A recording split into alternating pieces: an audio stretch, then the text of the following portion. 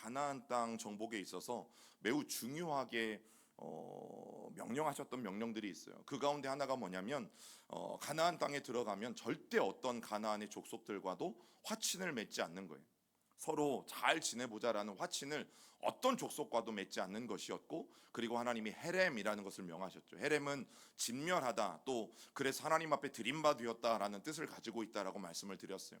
어떤 민족이든지 사실은 사람이든 짐승이든 재물이든 하나님의 특별한 명령이 없으면 취하지 말고 모든 것을 불태워서 진멸하는 일들이 사실 가나안 땅에서 반드시 행하여져야 될 일이었다라는 거죠. 그 이유가 뭐냐면 여러분이 가나안 부족들이 퍼뜨릴 그 죄의 영향력 때문이었어요. 이미 가나안 땅은 사실 이스라엘 백성들을 통해서 하나님이 심판을 행하시는 게 그 가나안 땅 백성들에게는 이 가나안 정복 전쟁이에요.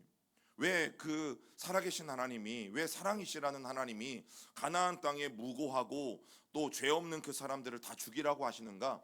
여러분, 죄 없는 게 아니라 이미 노아 때처럼 여러분 그 땅에, 그 가나안 땅에 죄악이 너무나 만연하고 철철 넘쳐 흘러서 하나님은 이스라엘 백성들을 도구로 여러분 그 땅을 심판하시는 그 상황이 가나안 전쟁이에요. 우리가 그 하나님의 말씀을 잘못 이해하면 이제 구약 성경을 가지고 그렇게 따지는 사람들이 있죠.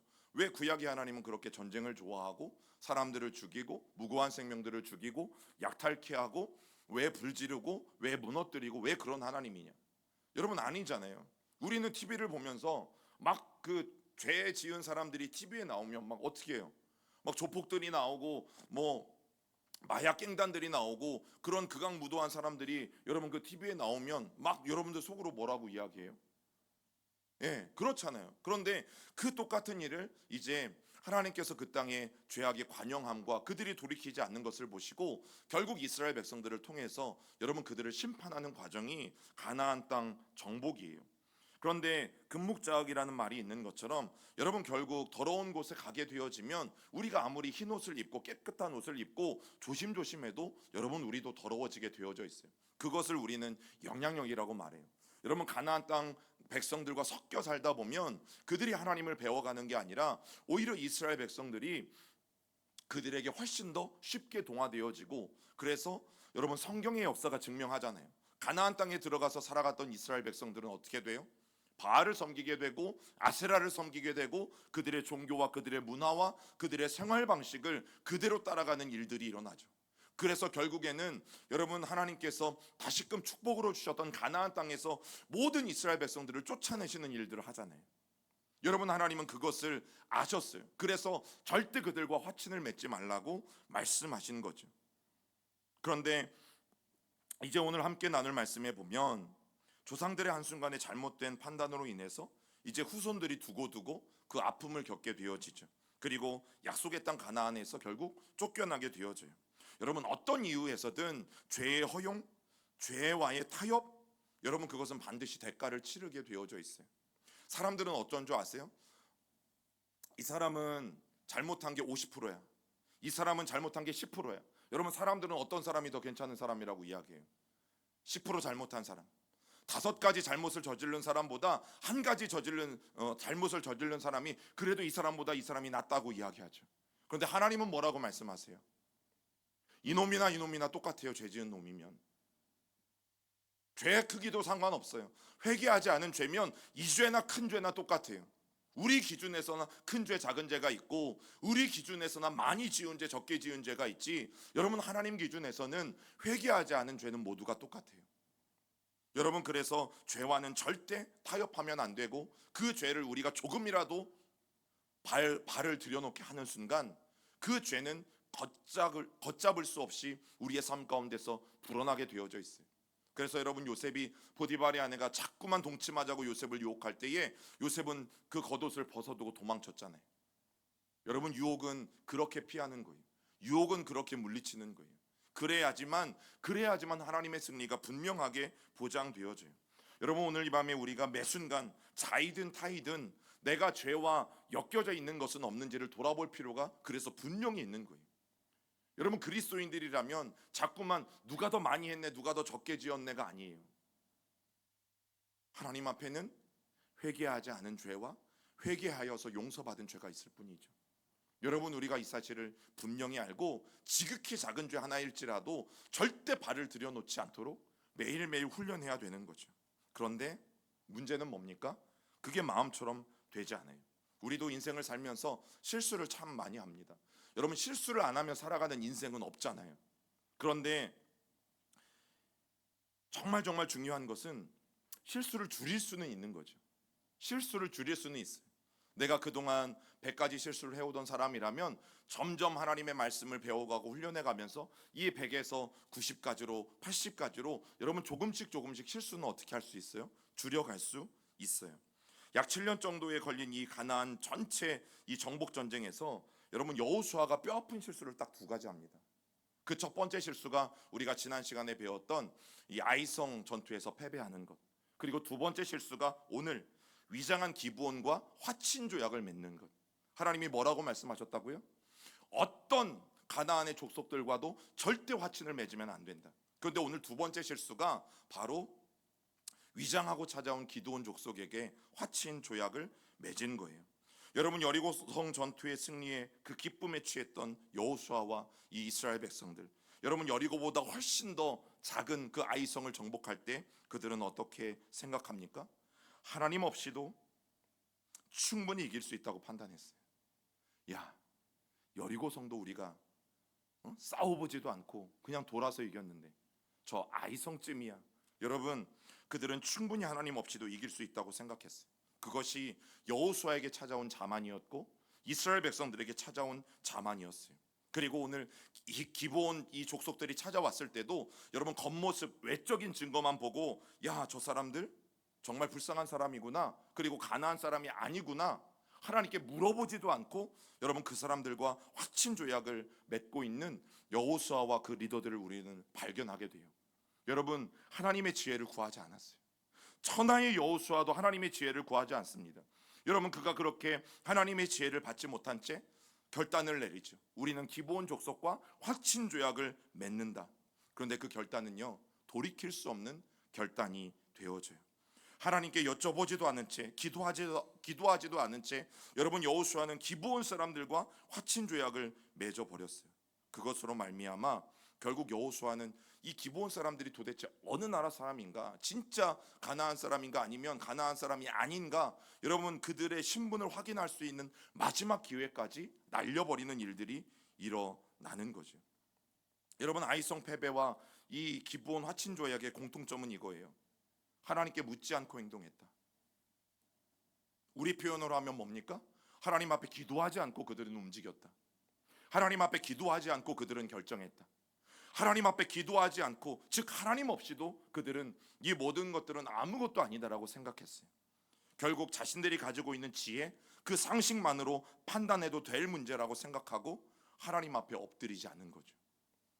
여러분, 그 결과는 엄청난 결과를 가져와요. 오늘 우리가 함께 그래서 나눠볼 이 첫 번째 대목은 기브온과의 이 화친 조약이에요. 어떻게든 살아남자. 이건 기브온 사람들의 마음이에요. 여러분, 기브온은 이 지도의 한복판에 있는 저 바로 베냐민 지파에 있는 산지 가운데 들어있는 족속들이, 기브온 족속들이 살고 있는 곳이었어요. 그런데 이 베냐민 산지가 왜 중요하냐면, 여러분 동쪽에서 서쪽까지 저 하늘색 이렇게 길을 따라오시면 동쪽 위에 나 있는 길은 왕의 대로라고 불러요. 그리고 지중해 옆에 서쪽 밑에 나 있는 길을 비아마리스 해변길이라고 불러요. 이 두 길이 상인들이 다니거나 군인들이 다니는 큰 대로와 같은 길들이어서 너무너무 중요하죠. 그런데 저 동쪽에서 서쪽까지 오려면 삥 돌아갈 필요는 없잖아요. 삥 돌아가지 않기 위해서 저 요단강을 건너서 여리고를 지나서 이 해변길까지 이어질 수 있는 길이 바로 저 동에서 서까지 나 있는 길이고, 그 중심에 어디가 있어요? 바로 오늘 기브온이라는 사람들이 살고 있는 그 족속이 살고 있는 지역이 있는 거예요. 마치 대전과 같다고 보시면 돼요. 저 위쪽과 저 남쪽을, 이 한반도의 북쪽과 남쪽을 잇는 정말 중간에 있는 지역처럼 교통의 요지 같은 곳, 그곳이 바로 오늘 기브온이라는 사실이죠. 여러분, 그래서 이 기브온 족속들은 저 기브온을 중심으로 몇 개 도시들이 있어요. 기럇 여아림, 그비라, 에브롯 등 4개의 도시들을 이렇게 어우르면서 살아갔던 족속들이 바로 기브온 족속들이에요. 여러분 기브온 족속들이 뭘 봅니까? 아이성과 그리고 베델이 정복당한 것을 봤어요. 그리고 북쪽에 있는 이 세겜이라는 곳은 싸우지도 않고 세겜 사람들이 화친을 맺어서 여러분 그들과 연합해서 결국에는 이 세겜 땅까지도 이미 이스라엘 백성들의 손에 들어갔다라는 것을 그들은 알게 되었어요. 그러면 이제 기브온 족속이 결정할 수 있는 게 있죠. 뭘까요? 주변에 있는 이 가나안 족속들과 연합해서 이스라엘 백성들과 싸울 것인지, 아니면 우리도 저 이스라엘 백성들과 화친 조약을 맺어서 우리의 어떤 이 명분을 유지해 갈 것인지, 이 기브온 족속이라는 이 뿌리를 또 여전히 유지해 갈 것인지, 여러분 그들은 고민하게 되었고 드디어 결정한 거죠. 어떤 결정이에요?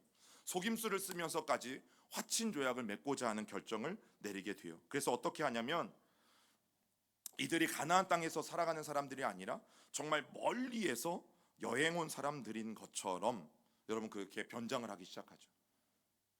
그래서 옷도 허름하게 입고, 옷도 막 다 찢어진 옷 입고, 신발도 다 헤어져서 막 샌들이 너덜너덜 거리고, 그리고 포도주를 담은 가죽 부대도 다 낡고 헐어서 찢어져 있고, 그리고 그들이 뭐 여행 오기 전에 먹기 위해서 가지고 온 빵은 이미 말라 비틀어진 데다가 다 곰팡이가 펴 있고, 여러분 이렇게 꾸몄어요. 그리고 오늘 여호수아에게 찾아와서 화친 조약을 맺는 거죠. 그런데 여기에 치명적인 문제가 발생해요. 우리 같이 읽어봅니다. 시작. 무리가 그들의 양식을 취하고는 어떻게 할지를 여호와께 묻지 아니하고. 여러분 성경은 너무나 정확합니다. 성경은 그 상황에 대해서 중요한 것들은 분명하게 이야기해요. 오늘 하나님께서 뭐라고 말씀하세요? 그들이 어떻게 할지를 여호와께 묻지 아니하였다라고 분명하게 기록합니다. 여호수아와 지도자들의 실수가 뭐예요? 하나님 앞에 묻지 않은 거예요. 하나님 앞에 엎드리지 않은 거예요. 여러분 그들은 눈에 보이는 상황들을 바라보면서 자신의 감을 믿었어요. 그리고 그 감으로 그 사람들을 해석했어요. 와, 행색을 보아하니 그래 가나안 족속 사람들이 아니구나. 저 사람들은 필시 가나안 땅 밖에서 그들의 말처럼 여행을 하고 있는 사람들이구나. 그들의 말에 그냥 믿어줬어요. 그 이유가 뭐예요? 하나님께 엎드려 기도하지 않은 것. 여러분 우리들의 판단이 불안정하고 자신이 없다면 모든 것을 깨우쳐 주시는 그 하나님 앞에 기도하고 나아가야 될 이유가 있지 않습니까? 여러분 성경은 우리에게 뭐라고 말해요? 야고보서 1장 5절입니다. 시작. 너희 중에 누구든지 지혜가 부족하거든 모든 사람에게 후히 주시고 꾸짖지 아니하시는 하나님께 구하라. 그리하면 주시리라. 여러분 하나님이 뭐라고 말씀하시는 거예요? 하나님께 구하래요. 제발 좀 기도하래요. 그러면 내가 너희에게 주겠대요. 지혜가 부족하거든 구하래요. 내가 너희에게 주겠대요. 무엇이든 구하래요. 하나님이 우리에게 주시겠대요. 여러분 하나님은 기도하라고 하세요. 그러면 지혜를 주시겠다고 하시고, 하나님이 기도하라고 하세요. 그러면 저 사람들이 변장해서 온 건지 아니면 진짜 외부 사람인지 가나안 땅 밖의 사람인지 여러분 하나님이 알려주실 것이라고 말씀함에도 불구하고 오늘 성경은 뭐라고 분명하게 기록하고 있어요? 그들은 여호와께 묻지 않았다. 여러분 이것이 이스라엘 백성들 자기들뿐만 아니라 후손들에게 엄청난 잘못된 결과들을 안겨주는 이야기가 돼요. 여러분 우리가 왜 기도하지 않을까? 이유는 많아요. 이유는 많아요. 이유는 너무너무 많아요. 그런데 가만히 살펴보면 결론은 이거예요. 교만한 사람은 기도하지 않는다. 왜 그런 줄 아십니까? 하나님의 도움보다 내 자신의 지혜와 내 판단을 더 우선시하기 때문에. 이게 기도하지 않는 사람들의 특징이에요. 곰곰이 오늘 집에 가셔서 한번 생각해 보세요. 목사님이 너무 심하게 이야기하는 거 아닌가? 여러분 집에 가셔서 곰곰이 한번 생각해 보세요. 어제도 이제 뭐 스승의 날도 다가오기도 해서 저도 이제 스승님이 또 계시니까 인사를 드릴 때, 여러분 목사님들은 새벽 기도하기 막 되게 쉬울까요? 아침 막 4시면 되면 막 알람을 안 맞춰도 막 자동으로 일어날까요? 그분도 그렇지 않으시다고 말씀하셨어요. 나는 평생을 해왔는데도 새벽 기도가 제일 어려워. 예, 새벽 기도는 모두가 다 어렵습니다. 새벽에 잠을 깨워서 그 시간에 나오는 것, 여러분 웬만한 결단과 노력이 아니고서는 절대 불가능해요. 그런데 지난번에도 말씀드렸잖아요. 정말 내 삶 안에 하나님이 아니면 안 되는 문제가 있는 사람들은 기도해요. 그런데 우리는 어떻게 하면 기도하지 않아요? 편안하면 기도하지 않아요. 그런데 편안한데도 기도하는 그 딱 한 부류의 사람이 있다고 말씀드렸잖아요. 저희 미국에서 귀국한 지 얼마 안 돼가지고 시차 적응이 안 되신 분, 새벽에 말똥말똥 눈만 뜨고 있어서 내가 눈 뜨고 있느니 가서 교회 가서 기도라도 하겠다, 이런 분들을 제외하고는, 그래서 여러분 새벽에는 기도가 더 절절하죠. 여러분 교만한 사람은 절대 기도하지 않아요. 왜냐하면 나 자신을 믿거나 다른 누군가를 믿거나 아니면 나의 경험을 믿거나 내 판단을 훨씬 더 우선시하기 때문에, 여러분 다시 말하면 교만하기 때문에 기도하지 않는 거예요. 기분 나쁘게 들려도 어쩔 수가 없어요. 여러분 기도하지 않아도 충분히 해낼 수 있을 거라 믿기 때문에 기도하지 않는 거죠. 그게 오늘 여호수아잖아요. 그게 이스라엘 백성들이잖아요. 오늘 성경에 보니까 여호수아는 그래서 기도하지 않았어요. 아이성 별거 아니야. 여리고 성도 그냥 이겼는데 아이성 그냥 이겨. 눈 감고도 이겨. 기브온 사람들 겉으로 보니까 여기 가나안 족속 아니네. 그 사람들 말대로 뭐 사람 우리가 의심하면 되겠어? 저 사람들 저렇게 그냥 행색도 저렇고 정말 불쌍하게 와서 나한테 이야기하는데 믿어줘야지. 여러분 그래서 믿어준 결과는 엄청난 결과를 가져오는 거죠. 여러분 결국 기도하지 않은 결과는 뭐예요? 패배죠. 여러분 성경의 여호수아가 기도하지 않은 결과는 패배예요. 우리가 꼭 기억해야 될 게 뭔 줄 아십니까? 인간적인 모든 준비를 다 완벽하게 했어요. 그런데 기도가 없으면요, 여러분 우리는 가장 중요한 것을 준비하지 않은 거예요. 우리가 인간으로 할 수 있는 모든 것을 다 완벽하게 준비했어요. 그런데 기도가 없다?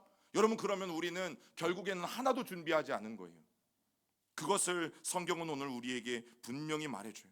그리고 우리는 무방비 상태로 사탄에게 노출되어 있음을 여러분 우리는 꼭 기억해야만 합니다. 그래서 여호수아 9장 16절 우리 같이 읽어봅니다. 시작. 그들과 조약을 맺은 후 사흘이 지나서야 그들이 이웃에게 자기들 중에 거주하는 자들이라 함을 들으니라. 이 말이 뭐예요? 기브온 사람들의 실체를 발견하는데 3일도 걸리지 않았어요. 그들이 말하는 게 뭐예요? 사실 우리 이 동네 사람이야. 사실 우리 가나안 사람이야. 여러분 이미 화친 조약을 맺었거든요. 여러분 이 화친 조약이 그냥 화친 조약이 아니라, 이제 화친 조약을 맺게 되어지면 서로 상대방의 나라를 방문합니다. 이 사절단들이 서로 상대방의 나라들을 방문하게 되어지고 구체적인 이제 조약의 내용들을 조율하게 되어져 있어요. 고대 근동 이 성경 시대에도 그랬습니다. 여러분 이에 따라서 이스라엘 사람들도 기브온에 친선 사절단을 보내는 것이고 기브온 사람들도 이스라엘의 친절 사절단을 보내는 것이고, 그런데 중요한 게 뭐냐면 이제 이들이 조약을 맺잖아요. 조약을 맺으면 꼭 해야 되는 게 뭐냐면, 내가 전쟁에 일어나고 전쟁에서 밀리게 되어질 때 반드시 이스라엘이 도와줘야 돼요. 또 이스라엘이 문제가 생기면 반드시 기브온이 도와줘야 돼요. 여러분 그 일들이 일어나요. 자 그런데 보세요. 자 그들의 말만 믿고 그들의 행색만 믿고 저들은 가나안 땅 사람들이 아니구나, 여러분 이렇게 믿었다가 3일도 안 돼가지고 그들한테 속은 걸 알았어. 여러분 배신당해 본 적 있으시죠? 지금까지 인생을 살면서 배신을 한 번도 안 당해 보신 분들은 뭐 잘못 살았다고 해야 되나, 그걸 또 잘 살라고 해야 되나 그러지만, 여러분 배신을 당하는 게 또 어떤 삶의 일부인 것 같기는 해요. 여러분 기브온의 속임수를 모두 알게 된 여호수아와 이스라엘 지도자들은 정말 한순간 멍했을 거예요. 그리고 정말 후회하고 땅을 칠 수밖에 없었을 거예요. 그리고 그렇게 얄팍한 속임수에 넘어간 자기들의 모습들을 바라보면서 정말 기가 차면서 망연자실해 했을 거예요. 그런데 여러분 어떤 생각이 드세요? 가만히 살펴보세요. 사탄의 속임수도 그렇게 심오하지 않습니다. 우리를 속이고 우리를 유혹하는 사탄은요 그렇게 까다롭지 않아요. 화려해 보이는 마술 같은 것도 있잖아요. 우리가 마술의 이 방법을 몰라서 그렇지 어떻게 예림이 밧줄 마술을 어떻게 밝혀냈습니까? 아직도 못 밝혀냈죠. 사실 아무것도 아닌데 우리가 저기 스킬을 모르니까 그냥 모를 뿐이죠. 여러분 막상 알고 나면 시시한 게 마술인 것처럼 사탄의 속임수가 그래요. 별것 아니거든요. 정말 별것 아니거든요. 그런데 나중에 내가 왜 그렇게 쉬운 함정에 걸렸을까 하고 한탄하게 되어져 있죠. 여러분 우리가 기억해야 될 게 뭐냐면, 문제가 어려워서 넘어지는 것이 아니죠. 그럼 우리가 왜 넘어져요? 오늘 여호수아를 보니까 자신만만해서 방심해서 넘어져요. 왜 넘어져요?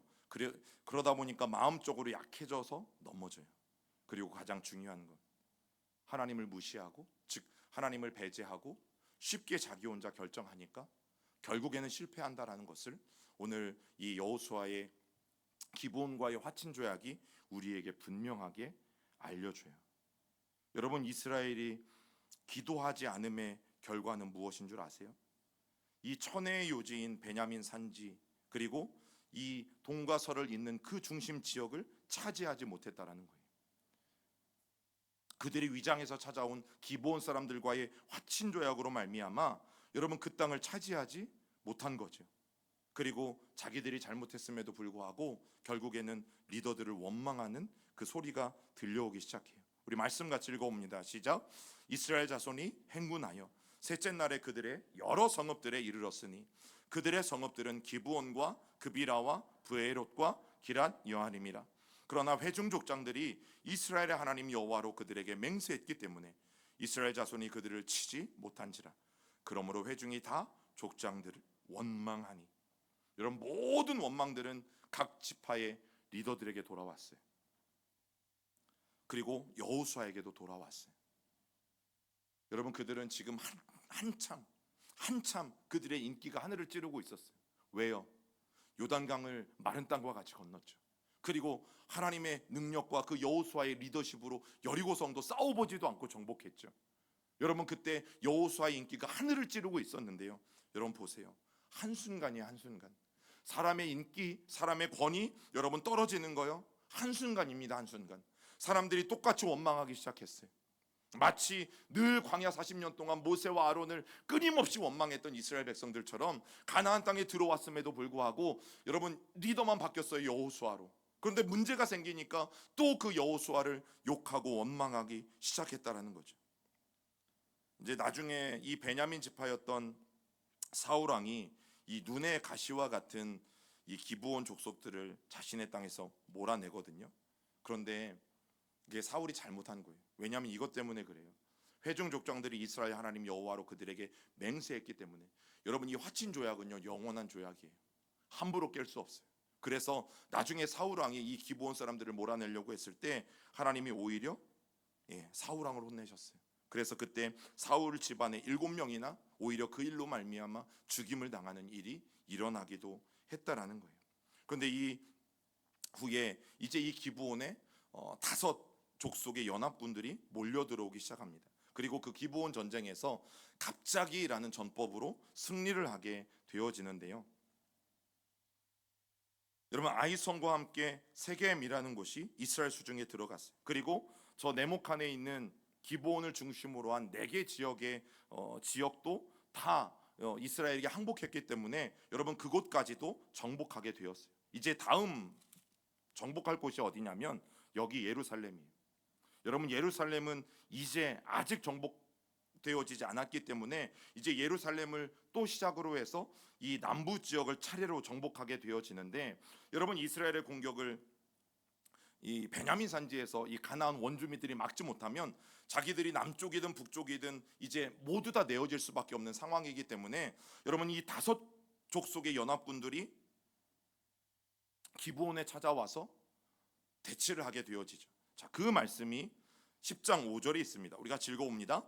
아모리 족속의 5 왕들 곧 예루살렘 왕과 헤브론 왕과 야르뭇 왕과 라게스 왕과 에글론 왕이 함께 모여 자기들의 모든 군대를 거느리고 올라와 기브온에 대진하고 싸우니라. 여러분, 이 연합군들 중에서 이쪽 예루살렘 그리고 예루살렘 밑에 있는 이 헤브론은 산 위에 산지에 있는 도시예요. 그래서 예루살렘은 743m 정도 되고 헤브론은 조금 더 높아요.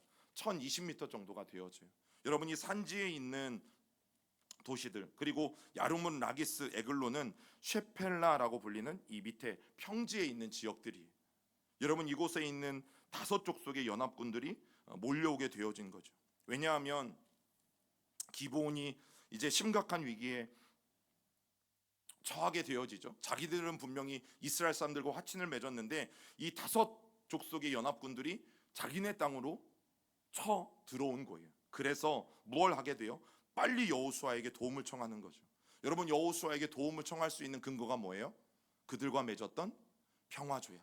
이건 단순히 친하게 지내자, 싸우지 말자 이게 아니라 내가 어려우면 네가 도와주고 네가 어려우면 내가 도와주고. 여러분, 그래서 평화조약을 맺은 유일한 이 이스라엘 백성들 여호수아에게 여러분 도움을 청하게 되어져요. 그리고 오늘 말씀해 보면 여호수아가 급하게 올라가요. 그래서 오늘 성경에 여호수아의 최고의 전법이 갑자기라고 말하게 되어지는데, 여러분 분명히 3일 길이에요. 저쪽 길갈이라는 곳에서부터 여러분이 기브온까지 오려면요 40km 정도가 되거든요. 그러면 이 길이 오르막길이에요. 약 1km의 높이가 있는 오르막길을 그들은 걸어와야 되기 때문에 3일 길이 걸려요. 그런데 이제 오늘 말씀해 보면 거의 반나절 만에 이 3일 길이나 되는 거리를 주파하는 모습들을 보게 되어져요. 자, 우리 같이 말씀 읽어봅니다. 시작. 여호수아가 길갈에서 밤새도록 올라가 갑자기 그들에게 이르니. 여러분, 여호수아는 이번 전쟁에서는 밤새도록 올라갔어요. 쉬지 않고 길갈에서 출발해서 이 기브온까지 계속해서 올라갔어요. 여러분, 그러니까 전쟁이 어떻게 진행되어지고 있냐면 여리고 옆에 길갈이라는 곳이 있는데 거기에 이스라엘 백성들의 주둔지예요. 본진이에요. 전쟁을 하게 되어지면 그곳에서 왔다가 다시 전쟁이 끝나면 돌아가는 거예요. 그 일들이 반복되어지는 거죠. 여러분, 그러면서 이 기브온이라는 곳은 해발 1900m가 넘는 험한 산지에 조성되어진 그런 지역이에요. 그러면 여기가 해발 1900m예요. 여리고와 길갈은 마이너스 300m예요. 그러면 얼마나 올라가야 되는 거예요? 700m를 더 올라가고 1900m를 더 올라가면 약 2600m 정도? 그죠? 그 되는 높이를 그들은 올라가야만 하는 거죠. 여러분, 그렇게 밤새 행군했어요. 얼마나 힘들었겠어요. 그 오르막길을 등산을 하는 거잖아요. 그리고 앞에는 막강한 5족속의 연합군들이 기다리고 있어요.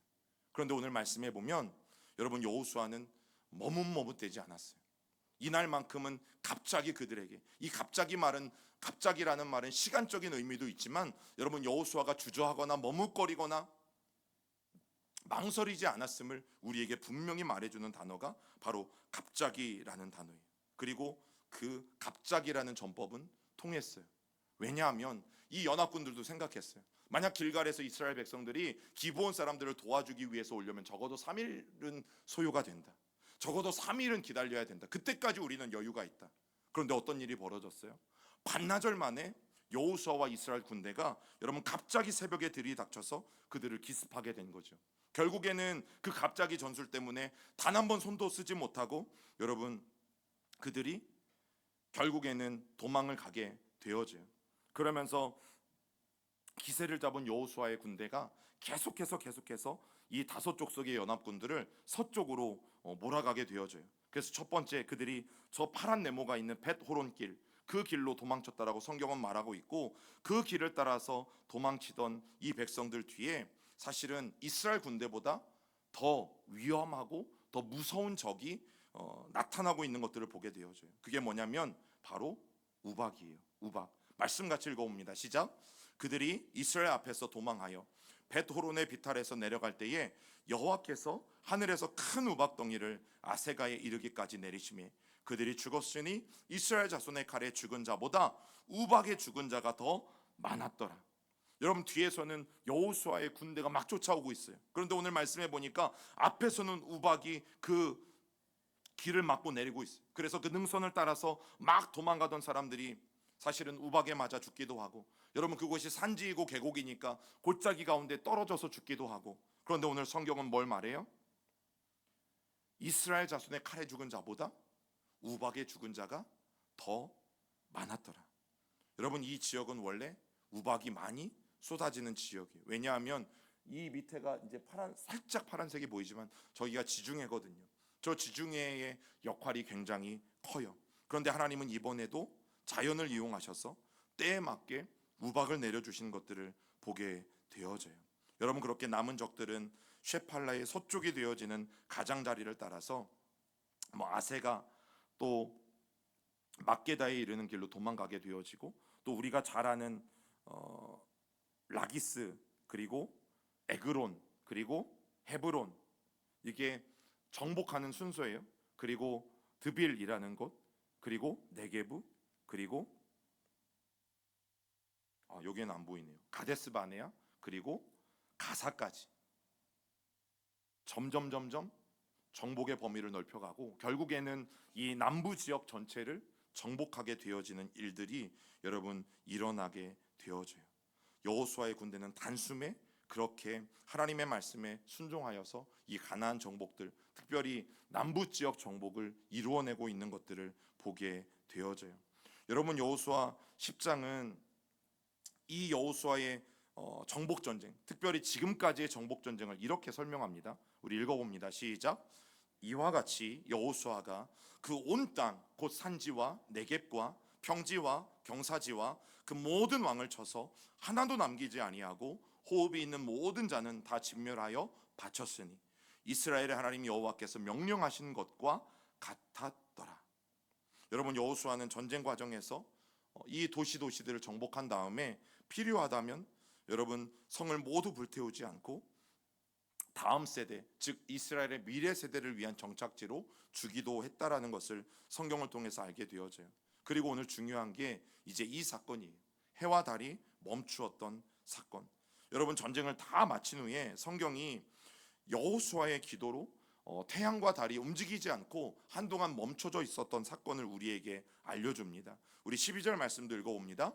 여호와께서 아모리 사람을 이스라엘 자손에게 넘겨주시던 날에 여호수아가 여호와께 아뢰어 이스라엘 목전에서 이르되 태양아 너는 기브온 위에 머무르라 달아 너도 아얄론 골짜기에서 그리할지어다 하매. 여러분, 이 전무후무한 기도가 있었던 곳이 어디로 추정되어지냐면 나비 사무엘, 선지자 사무엘의 무덤이 있는 곳이에요. 기브온이라는 곳인데 여러분 바로 이 장소라고 추정되어져요. 그리고 당시에는 이제 막 예루살렘을 정복했고 그리고 성전이 지어지지 성전이 없었던 시대이기 때문에 어디에서 하나님 앞에 제사했어요? 산당이라는 곳에서 하나님 앞에 제사를 하게 되어지는데 보통 산당은 주변에 있는 곳에서 가장 높은 곳에 짓습니다. 뭐 우리 주변에 따지면 저쪽에 있는 매봉산이든 비례동 손평동 뒤쪽에 있는 가장 높은 곳에 여러분 산당을 짓는 거예요. 바로 그 지역에서 가장 높은 곳, 이 나비 사무엘에서 기브온뿐만 아니라 그 주변 지역을 모두 이렇게 볼 수 있게 되어져요. 여러분, 그렇게 가장 높은 곳에 기브온 산당이 지어지게 되어져요. 그리고 그곳에서 여호수아는 기브온 전쟁을 지휘하게 되어졌다라는 거죠. 여러분, 전쟁이 길어질 것 같았을 때 어쩌면 여호수아도 자신의 의도와 어떤 의지와 상관없는 기도를 오늘 하나님 앞에 하게 되어져요. 자신도 의식하지 못한 놀라운 기도를 오늘 하나님 앞에 하게 되어져요. 그게 뭐예요? 12절의 기도예요. 하나님, 태양이 달이 머물게 해달라고. 그 말이 뭐예요? 전쟁이 계속되어질 텐데 이 전쟁을 확실하게 끝내기 위해서 밤이 돼도 태양과 달이 머무르면 어때요? 나처럼 화난 거죠. 그 일들을 하나님 앞에 구하고 있어요. 그런데 우리가 오늘 눈여겨볼 게 뭐냐면 기브온 위에 태양이 머무른 시간이 언제일까 하는 거죠. 13절에 바라보면 우리가 힌트를 얻을 수 있어요. 읽어봅니다. 태양이 머물고 달이 멈추기를 백성이 그 대적에게 원수를 갚기까지 하였느니라. 야살의 책에 태양이 중천에 머물러서 거의 종일토록 속히 내려가지 아니하였다고 기록되지 아니하였느냐. 거의 종일 태양이 정오의 태양과 같이 그 가장 높은 곳에 떠서 달과 태양이 내려가지 않았음을 성경은 말해주고 있어요. 거의 종일이라고 성경은 우리에게 분명하게 그때를 말해주고 있어요. 여러분, 해가 중천에 머물렀던 때는 정오 무렵이었고 그 정오 무렵에 그 12시에서 2시 사이에 가장 높은 곳에 머물렀던 그 해는 절대 내려가지 않았어요. 해가 분명히 져야 되고 저녁이 되니까 깜깜해져야 되는데 그 일들이 일어나지 않은 거죠. 여러분, 무슨 말인가 하면 여호수아가 기도한 때가 저녁이 아니라는 거죠. 뭐예요? 하나님, 지금 어두워지고 있습니다. 근데 아직 적군들을 다 이기지 못했습니다. 하나님, 그러니까 태양이 지지 않게 해주세요. 이렇게 기도하지 않은 거예요. 그러면 여호수아는 언제 기도한 거예요? 낮에 이미 기도한 거예요. 해가 중천에 떠 있는 바로 그때 기도한 거예요.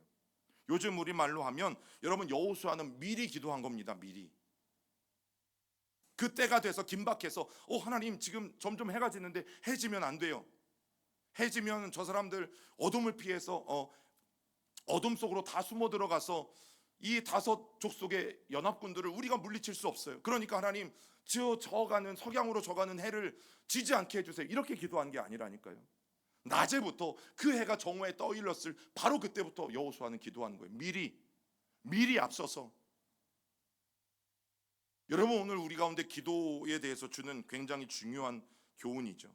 여러분 오늘 우리가 분명히 본받아야 될 기도의 모습 중에 하나가 바로 그 기도예요. 미리 준비하고 미리 기도하는 바로 그 태도. 어떤 분들은 이것을 방패기도라고 표현하기도 하는데 어떤 기도의 이름을 갖다 붙여도 좋아요. 미리 하는 기도, 미리 준비하는 기도. 그렇게 놀라운 기도가 있던 산당에 후에 어떤 일들이 일어나냐면 여러분 솔로몬이 바로 1000번제를 드리게 되어지는 바로 그 장소가 오늘 여호수아가 기도한 그 장소예요. 제가 이 수요일마다 언급하는 내용이 있죠. 하나님이 거룩한 예식을 행하는 그곳에서 계속 역사적으로 성경에 보면 몇백 년 후에도 그곳에서 성결 예식, 거룩 예식, 회개케 하는 예식이 똑같이 일어난다. 여러분 오늘 말씀에 보면 여호수아가 하나님 앞에 미리 기도했던 그 자리에 나중에 솔로몬이 하나님 앞에 1000번제를 드리고 하나님의 놀라운 역사를 경험하는 바로 그곳이 기브온 산당이에요. 그 자리가 그 자리예요. 그래서 은혜의 장소는 기억이 되고 바로 그곳에서 위대한 기도는 계속되어야 된다라는 메시지를 여러분 우리에게 분명하게 주는 거죠. 저는 늘 생각하는 것 중에 하나는 닥쳐서 기도하는 것도 잘하시는 거예요. 왜냐하면 닥쳤는데도 기도하지 않는 사람들이 있거든요. 내가 정말 그 큰 문제를 만나서 엄청난 상황인데도 기도하지 않는 사람들이 있거든요. 그런데 닥쳐서 기도하는 게 얼마나 큰 은혜인지 몰라요. 어감이 좀 그렇지만 닥쳐서가 어감이 좀 그렇긴 하지만 여러분 그런데 여호수아가 우리에게 뭘 보여준다고요? 미리 준비하며 기도하는 태도. 이 기도의 모습을 여러분 오늘 우리에게 분명하게 보여줘요. 그러면 우리가 스스로에게 질문할 건 뭐예요? 나는 어떻게 기도하고 있는가? 여러분 우리가 미리 준비하고 이 기도하는 태도를 저는 분명히 본받아야 돼요. 그래서 기도하십시오. 큰 일을 앞두고도 기도하시고 작은 일을 앞두고도 기도하시고 미리 기도하세요. 미리 기도하시고 1년에 그래서 첫날 송구영신 예배 때 해돋이가 그 첫 해가 우리의 소원을 들어주는 게 아니잖아요. 그냥 여러분들한테만 제가 이르는 건데 보통의 교회들은 송구영신 예배 때는 사람들이 더 많이 나와요. 근데 우리 교회는 제가 이제 2년 지나 보니까 오히려 송구영신 예배 때 더 좋은 데 가시나 봐요. 오히려 안 보이는 사람들이 많아요. 송구영신 예배 때는 이제 여러 교회를 제가 사역했으니까 1년에 한 번 그때만 오시는 분도 있어요. 다 안 오다가 물론 목사님 제가 1년에 매주 오다가 그날 한 번 안 오는 게 낫습니까? 아니면은 그날 한 번 오고 제가 매주 안 오는 게 낫습니까? 이러면 매주 오라고 말씀을 드리겠지만 여러분 왜 그 말씀을 드려요? 1년의 첫날, 일주일의 첫날, 한 주의 첫날, 하루의 첫날, 그때가 무슨 시간이에요? 미리 기도할 수 있는 시간이잖아요. 미리 1년을 위해서 미리 기도하고 한 달을 위해서 미리 기도하고 또 일주일을 위해서 미리 기도하고 하루를 위해서 새벽에 미리 기도하고. 여러분 일이 터지고 문제가 생겨서 기도하는 것보다 미리 기도한다면 문제가 터질 확률들은 많이 줄어들죠. 마치 우리가 그래도 실수할 수밖에 없을지라도 실수를 줄여가는 사람이 가장 현명한 사람인 것처럼 미리 기도함으로 말미암아 문제들을 막아서는 일들이 일어난다면 얼마나 귀하겠어요. 여러분 그래서 교회는 세 가지 소리가 커야 돼요. 이 세 가지 소리가 반드시 커야 돼요. 자, 첫째 읽어봅니다. 시작. 찬양 소리가 커야 한다. 교회는 무슨 소리가 커야 돼요? 찬양 소리가 커야 돼요.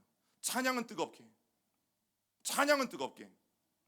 둘째, 말씀에 무슨 소리가 커야 돼요? 아멘 소리가 커야 돼요. 아멘입니까? 사실 저는 뭐 이런 거 잘 이제 강요는 안 하는데 그래도 하세요. 이것도 훈련이에요. 하세요. 아멘 소리가 커야 돼요. 셋째는 읽어봅니다. 기도 소리가 커야 돼요.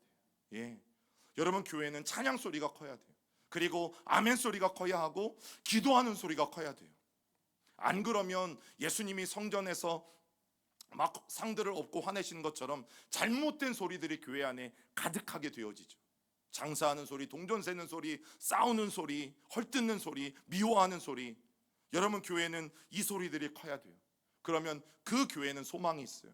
그 교회는 하나님이 역사하실 수밖에 없는 거죠. 여러분 우리 교회는 어떤 교회예요? 그러면 또 나의 신앙생활은 어떤 신앙생활이에요? 나의 신앙생활 속에 이 세 가지 소리들이 큰지 한번 돌아보세요. 그리고 우리 시온교회 안에 이 세 가지 소리들이 정말 크게 들리는지 여러분 한번 돌아보세요. 그래서 오늘 저와 여러분들 이 말씀을 통해서 요청하는 것, 우리가 함께 기도하되 크게 기도하는 교회, 크게 아멘하는 교회, 크게 찬양하는 교회. 그러면 반드시 여러분 하나님이 우리 가운데 역사하실 수밖에 없는 거죠.